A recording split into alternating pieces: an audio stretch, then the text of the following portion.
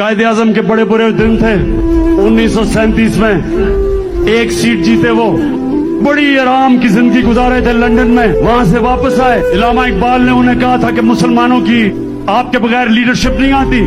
तो कायदे आजम जब वापस आए तो एक सीट मिली। उनका लंदन से एक दोस्त मिलने आया, कहता आप इतनी आशी की आराम की जिंदगी गुजार रहे थे तो क्या आपको अफसोस नहीं हुआ कि सब छोड़ के और इधर आए और देखे इतना बुरा रिजल्ट है।